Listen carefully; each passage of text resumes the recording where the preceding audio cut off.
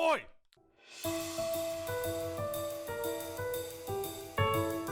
Washington, D.C. is home to many formidable institutions, but Neil was keen to point out another housed inconspicuously in the peaceful Virginian countryside. You know, you would never believe that in this wonderful, pastoral, leafy, vernal exurbs of D.C. that you would be seeing the heart of our imperial intelligence network, right? Langley, Virginia. Huge part of our black budget and all these various, special operations and intelligence agencies and commands. They're all actually run by this agency right next to Langley High School and next to all these wonderful little parks. Right. So as you go down, you will see there will be a left turn lane for this nondescript agency. Don't take it unless you have security clearance, because I tell you, innocent people take that left turn, and they're stopped and interrogated for about 15 minutes before they let them turn their cars around. So this is a nondescript left. Yeah, this is not where you want to turn left. Okay. There is a big sign that says warning at the very least. Restricted U.S. government installation. There we go. Okay. There you go. But needless to say, all these trees around here are filled with various eavesdrops devices. I am sure. We're being listened to right now, so it's a good job we're not doing that carpool karaoke we spoke about.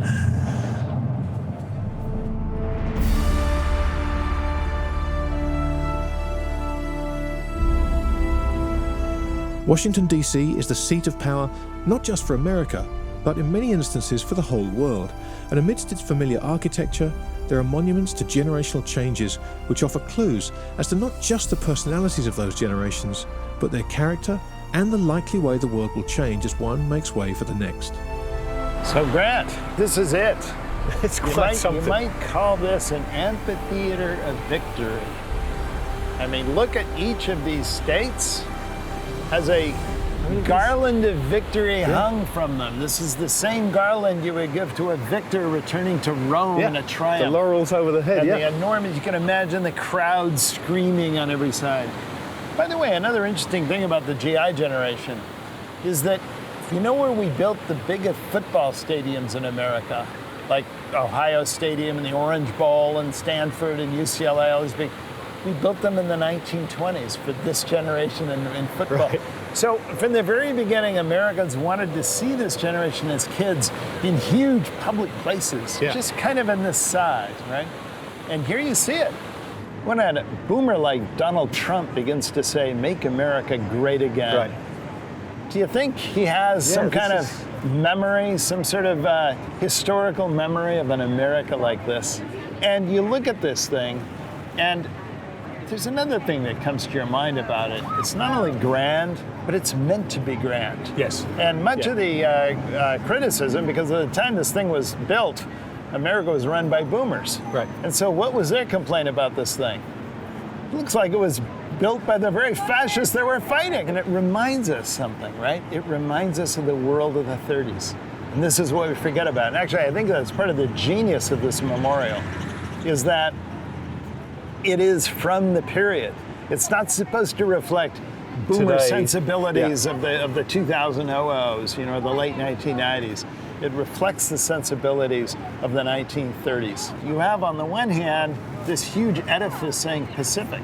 Yeah. And on the other hand, this huge edifice saying Atlantic. The global reach of what this generation did. Seabees and thousands of miles away from here, clearing islands, developing airfields. Wherever they went, they remade the world. You look at this monument and you say, this is the birth of a golden age. But there's one thing we forget.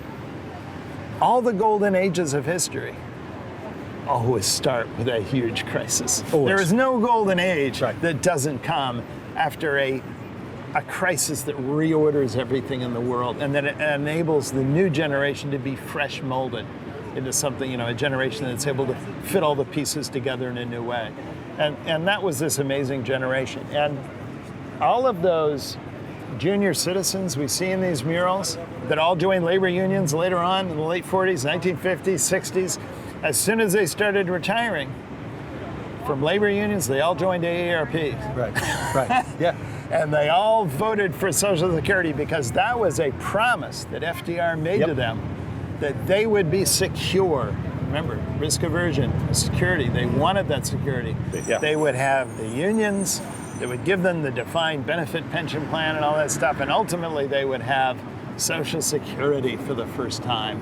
And Social Security, legislated in 1935, was very slow to get underway for retirees, and it only got 100% COLA indexing and all the rest when the GI generation started to retire. So it was a payback on FDR's promise to them. Listening to this is a very big reason why I wanted to come and talk to you here about this, because the parallels are there, and people are going to be listening to this as I am and hearing all and thinking it's happening again. This idea of a crisis happening again, this idea of a generation that feel like they're owed something, and in many cases are, and promises made to them. Yeah. And it's all kind of coalescing again. And each location of the generation in its appropriate phase of life is lined up where it was back then, meaning that, you have this new kind of special, protected, sheltered, community-oriented, kind of conformist, achievement-minded, optimistic generation beginning to come of age. And you could say a lot of bad things about him too, coddled and Pollyannish and all the rest of the stuff. So they're beginning to come of age. And then you have a generation that's entering midlife now, which is exactly like in the 30s, the lost generation, which is Generation X. These are the pragmatists, these are the cynics. They never expected anything. And the last generation never expected anything. By the way, they never got anything. They never got it right. So they were the poorest generation of elders relative to the young in American history, back in the late 50s, early 60s. So that's the new Generation X moving into midlife. They're going to be the decision makers in this next crisis. The people have to make the decisions on the ground. And then you have a highly moralistic and visionary, idealistic generation of elders. That was FDR. That was Henry Stimson. That was Albert Einstein. I mean, that was that generation, the missionary generation, entering old age. That was the constellation back then. It's the constellation we have today. And one thing as we go on today, we might look at who's going to play the role of the gray champion.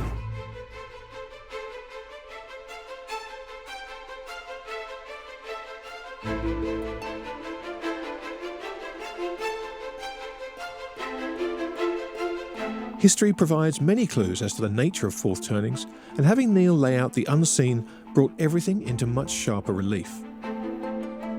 This is the reflecting pool that goes along the mall. It is magnificent. Keep in mind that this layout of the mall and the reflecting pools is almost a laying out or putting on display all of America's fourth turnings. At the one end, you've got the Lincoln Memorial with all of his Gettysburg Address and the second inaugural address. In the middle, you have World War II monument. Further down, you have the Washington Memorial, the father of our country, the Revolutionary War. Slightly off to one side, you have the Jefferson Memorial.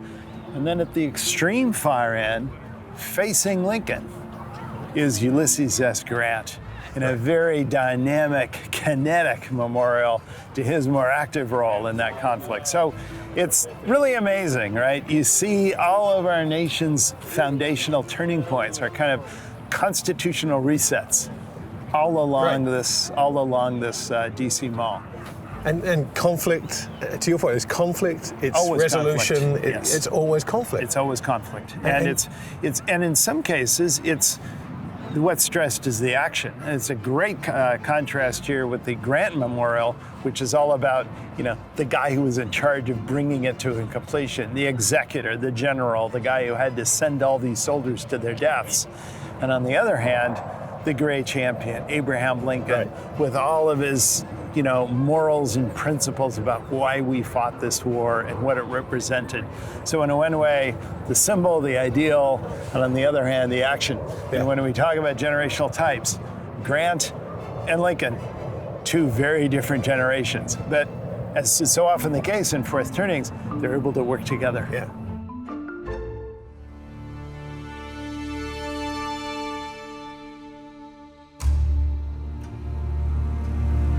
The idea of conflict is everywhere, and talking to Neil left me in no doubt as to the importance of understanding that dynamic in the coming years, something that the memorial to the Korean War made painfully obvious. So this is a whole different ball of wax. This one. Well, this is a different war.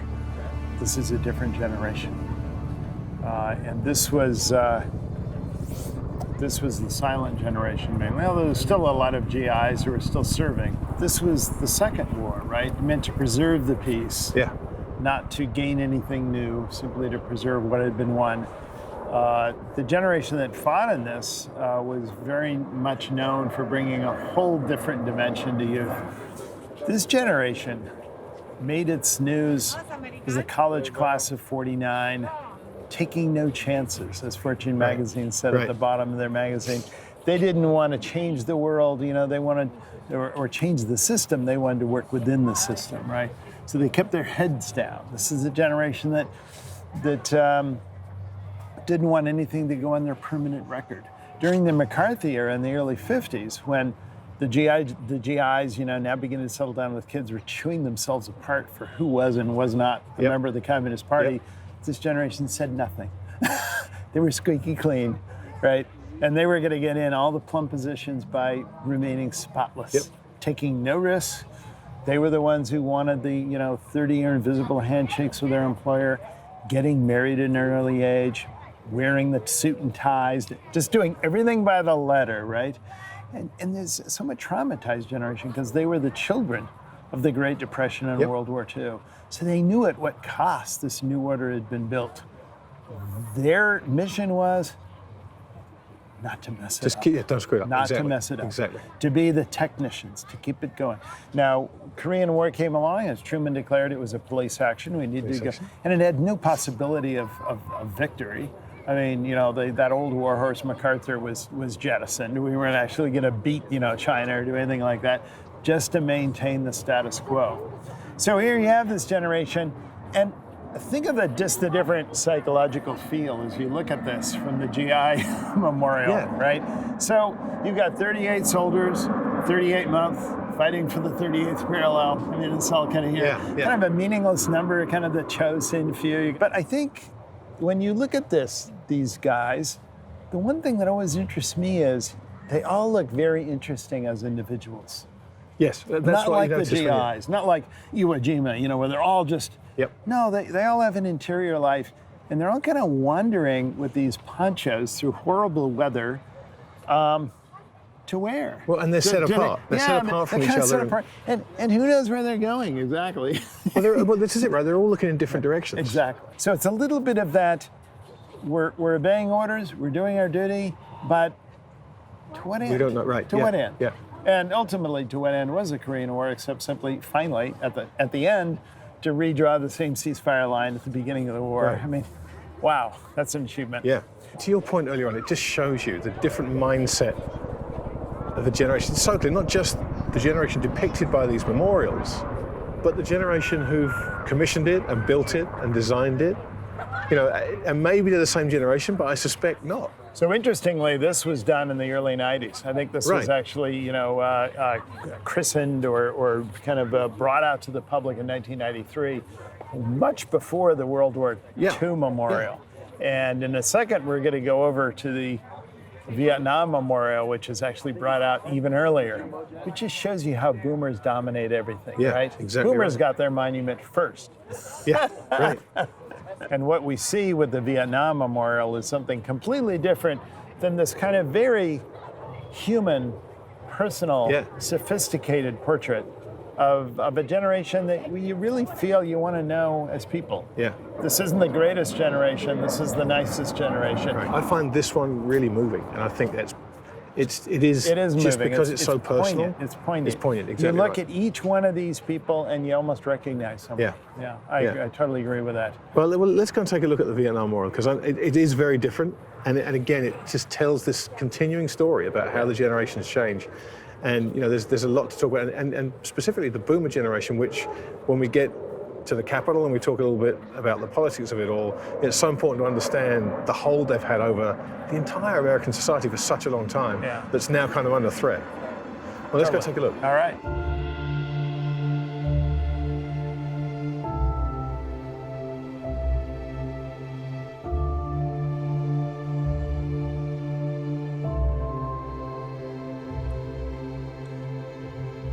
The Vietnam War caused a painful schism in American society, one reflected in the starkness of its memorial. And Neil explained to me why that was important in shaping the decades that followed. Here we have a monument to the war fought by boomers, the next generation. Yeah, the next war. Yeah. This war was fought by the children of the greatest generation. This war was much more costly than Korea, and it didn't end up as a stalemate, it ended up as a failure, at least in the minds of many people. Now, you could make a long geopolitical argument about how this was a holding action, you know, on behalf of, you know, the effort to stem the spread of communism in China, and Russia and so on.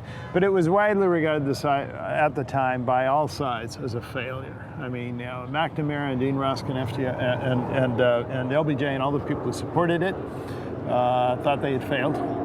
And those who opposed it certainly thought it was a failure. So there you have it, the names of 50,000 odd casualties written on the wall in this very moralistic statement. And I will have to say, the design caused a tremendous amount of controversy. You can imagine culture wars prompted by boomers even then. What was this, you know, angry scar of shame, you know, that we have? What's the triumph, you know? There's nothing ennobling here. And to a lot of boomers, that's the point. Nothing did ennoble here, right? This is the truth. So boomers are a generation that are experts on the truth, right? They know what the truth really is. And they insisted on it. This was their truth. This design prevailed.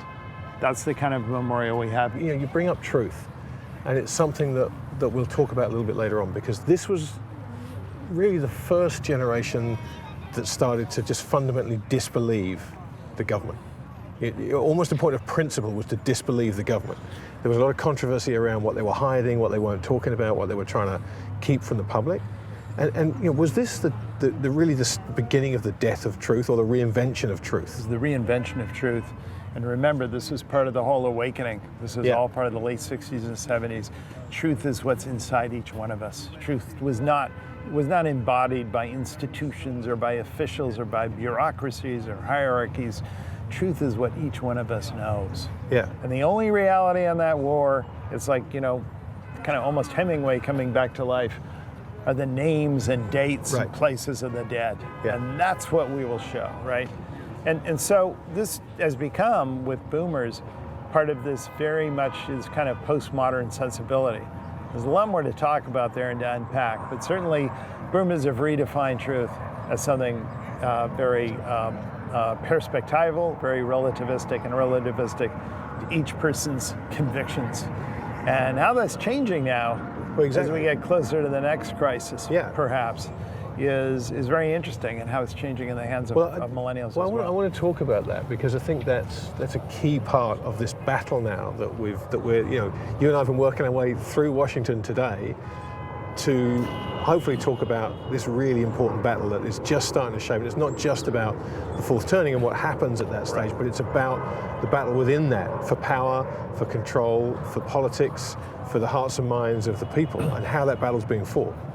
Well, one of the great truths that boomers brought to the culture was this idea that whatever you're most passionate about, who's ever most passionate has the truth. Right. And who's ever feeling the most pain is closest to the truth, right? And that's very much kind of what I would consider a postmodern doctrine, right, of the personal side of truth. Yeah. Well, what that means is, as this generation now has become to dominate America, right? They're sort of clearly the elder leadership generation in America. It means that's how we see truth on all sides, right? If you're the most passionate about it, regardless of whether it accords with the facts, that becomes the truth. Well, and that's exactly what's happening. So ironically, boomers' quest for the passionate and the truthful, or the truthful in the passionate, has led to today what we call Fantasyland, a post-truth world. A post-truth world. And where each side invents the truth depending on their own degree of passion. And then clings onto it with such passion.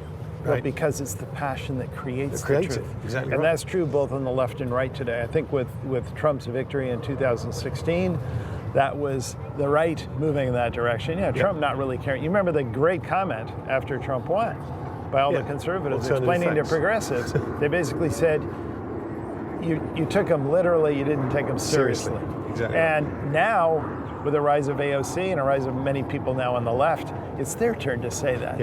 You don't say AOC is saying that. It's the problem. You take me literally, you don't take me seriously. So the left is finding their own post-truth voice. And that's where we're going into now as we move on to 2019 and 2020.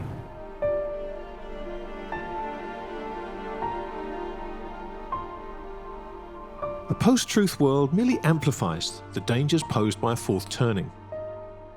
Fittingly, the skies darkened and rain began to fall as Neil and I walked towards the Capitol, where, waiting for us, was a man who's seen generational change in politics from the inside as a trusted advisor to 4 presidents on economics and trade, our mutual friend, Dr. Harald Malmgren. It's quite remarkable how we are going now through a re-examination of the fundamentals. And even the Constitution of the U.S., which looked for a long time rock solid, is being tested, probed as to who has which power, the president, the Congress, the courts. This is connected to a broader theme that I see happening not just in America, but around the world. And that is this rise of populism and authoritarian models of government. It's happening in Europe. It's happening big time. We saw last year in Latin America.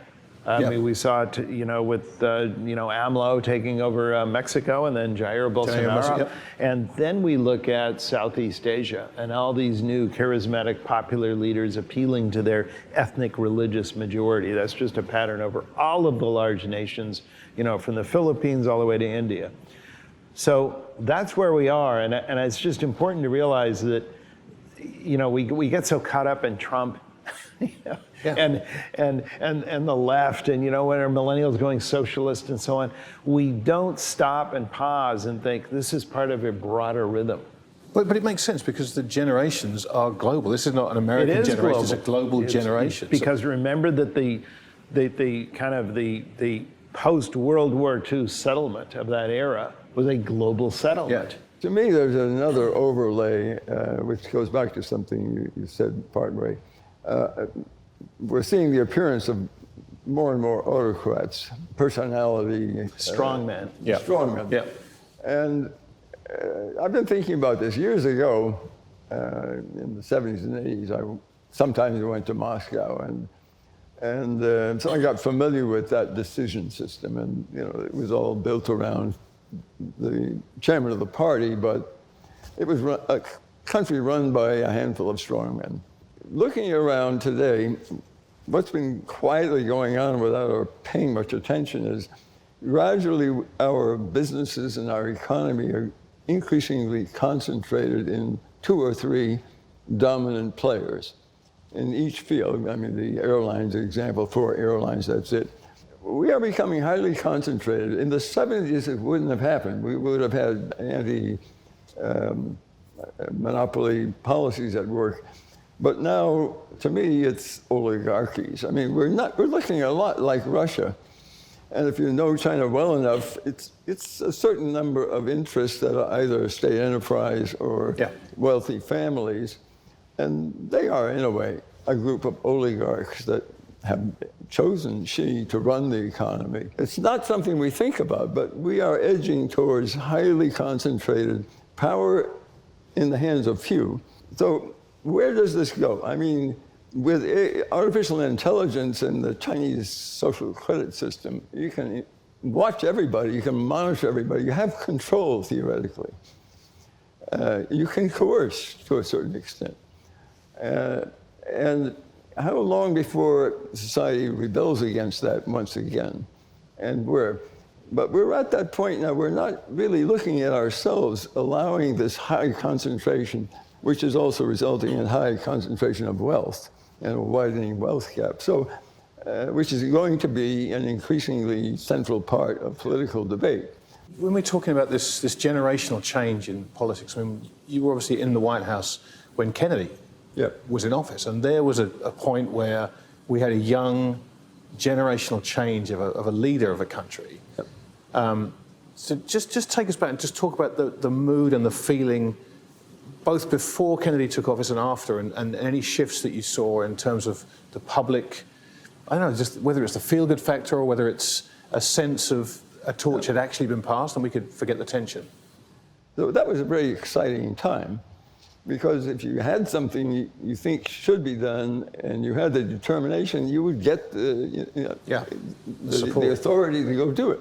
Nixon, strangely enough, for all his warts, understood exactly what I'm talking about. So when I was brought back, he had me in privately. He said, "Tell me, I got to tell him, are you a Republican or a Democrat?" I said, "Yes."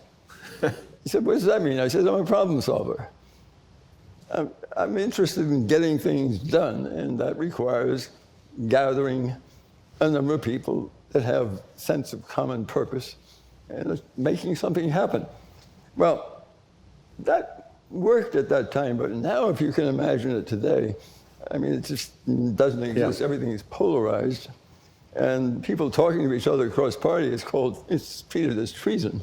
Right. The collegiality is dead. So when you look at the millennial generation today, I mean, both of you, what do you see as perhaps the advantage of them coming through, and what do you see as perhaps the drawbacks based on? Well, the first thing is, I always point out, because it's unfair to compare any generation at the current age, like millennials. No, sure. Well, it's very important to remember, because before World War II, I mean, if you would ask most people what they would have thought of the greatest generation, no one would have thought they were great. I mean, there were these poor kids who were getting battered by the Great Depression. But no one knew what they were capable of. If you just confine yourself to the early elements, which is protected upbringing, moral panic over kids, the faith in community, and the optimism, and the rebirth of a new kind of much more solidaristic, pure community, which polices each other. That was actually noticed by a number of sociologists back in the 1920s, of teens and people in their early 20s, about how these young people were actually policing their own behavior. It reminds me of Facebook today, right? You police your own behavior. You call people out, if they don't say something that's right. So I say it has all the early elements of that, and they trim in its achievement orientation. The GI generation was a left brain generation. They really thought if you have a project, you start with it, you plan it from the top down, you can get it done. And I think the millennials, in a way, are also a very left brain generation. They think if you can define it digitally, put together Google and Pentagon, and they can build it. True. I think the spirit of getting together and doing something is there with this emerging array of generations, but not much feel for how do you execute. So how does politics, because regardless of whether the millennials take over power just yet, they're voting. And so politics is going to have to change to adapt to policies that will attract millennial votes. I mean, it's the biggest generation we've ever seen. How do you see politics changing to try and appeal to millennials? Right now, if you take what's going on in the Democratic Party, everybody is trotting out their plan to resolve something. Yeah. People are trying to win by out-talking each other on grand ideas, but it's almost irrelevant to governing the country. The ideas don't govern; people govern. But you have to galvanize the electorate around something. Well, that's right. So how do you do that? I mean, they have to move around not just with the farmers or the people in Iowa. You have to move around the whole economy, and in a sense, to lead, you have to build a base with a wide range of the economy.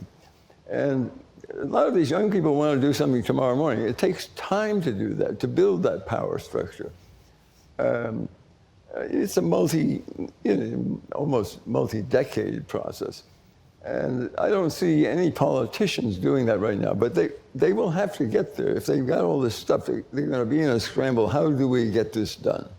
So we'll come to that, but we're not there yet. Right now, we're in ideological warfare. Yes.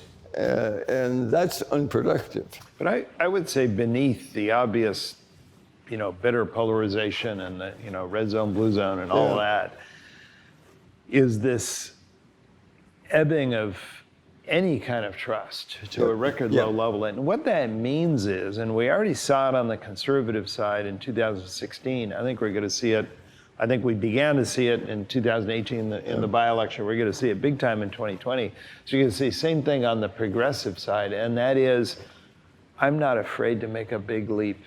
And then, things might be kind of dicey, they might be kind of scary, but we'll just learn on the fly. Yeah. I think we are at that moment, and I think that one of the reasons why people were willing to elect Trump was that a lot of people and a lot of independents, not just Republicans, just said, I just want something really different. Yeah, how bad can it be? I don't want to repair the old system. I want to I want a wrecking ball to come in there and just start building over. And I think you now see that. I think that's kind of ominous, actually, because you see the same thing on the Democratic side. Yeah. Let's go for socialism. Let's go for social democracy or democratic socialism, or do you even care about the difference between the two of them anymore? I don't think anyone even knows the difference between the two. But this is new. Now, back when we wrote, Bill and I wrote Generations and later on The Fourth Turning, we had a lot of what I call down cards when it comes to what millennials are going to be. That is to say, things which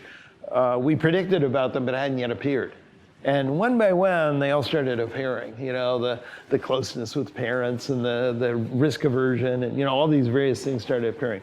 But the one thing that did not appear was just a new kind of political activism. And we had predicted that. We had predicted this was going to be as politically dominant a Generation Young as Gen Xers were politically recessive Generation Young. And I think there's no question that Gen Xers have been a very recessive generation. Gen X, and I'm talking about anyone born between 1961 and 1981, basically that group, have been record slow to arrive to power. That is to say, fill the governorships, fill the House members, fill the Senate. Millennials, when were they going to show this political activism? I think the first sign of that might have been 2018. When they had a 50% rise, unprecedented rise in their voter participation rate in the by-election. But that was a direct reaction to Trump's election. Totally. Yeah. And say as whatever you want to believe about Trump has absolutely succeeded in getting Americans participating in politics. We used to worry about that in this country, right? Americans aren't participating in that politics. Trump has remedied that. But do you think this millennial generation and their objection to anything being labelled, nothing should be labelled. Everything should be kind of fluid. Does that help this idea of socialism? Because people almost rebel. Once you label something, this generation almost instinctively rebels against it. Does that help the cause of socialism? Because they don't remember, they don't really pay attention. If you label it as that, it's kind of, no, we're not going to listen to your label. We're going to call it something else. I don't think millennials care one way or another about labels. And I think that millennials don't like to de-emphasize a lot of the ideological divisions and the so-called litmus tests that older generations often, have. And so the millennial idea would be, okay, what if I'm a socialist? What if I'm not a socialist? Let's get beyond that. Let's try to solve certain problems. Harald, do you see... There are two things that I see. I can't myself judge well, but there's a streak in that next gen, broadly speaking, we need to do things, climate change, or the income disparities, and so forth. There's an element of we need coercion. We need to find ways for coercion of the people who won't go along, especially EPA type stuff. You know, we have to create laws and punish, and Yes. That worries me because we're entering a time when it's going to increasingly be possible for governments to maintain almost omnipresent surveillance. And so coercion, the tools will be there.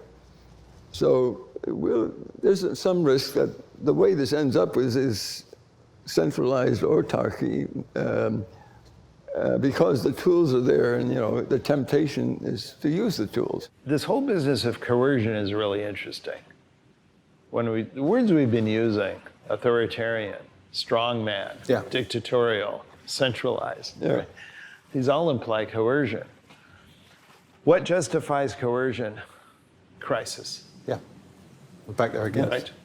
That's been true throughout history. Yep. And what better to strengthen the public sector, government, top-down executive authority, even the executive relative to the other branches of government. Nothing does that better than crisis.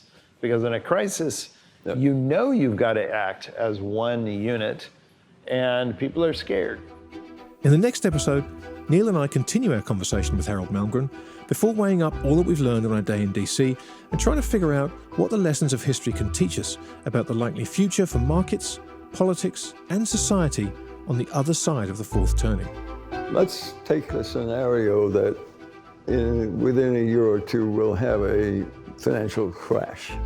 Revolutionary things will happen, and it will challenge capitalism as people see it. Financial crisis is very much linked to economic crisis, which is very often linked to military and geopolitical crises, right? And it all has to be solved with one enormous effort.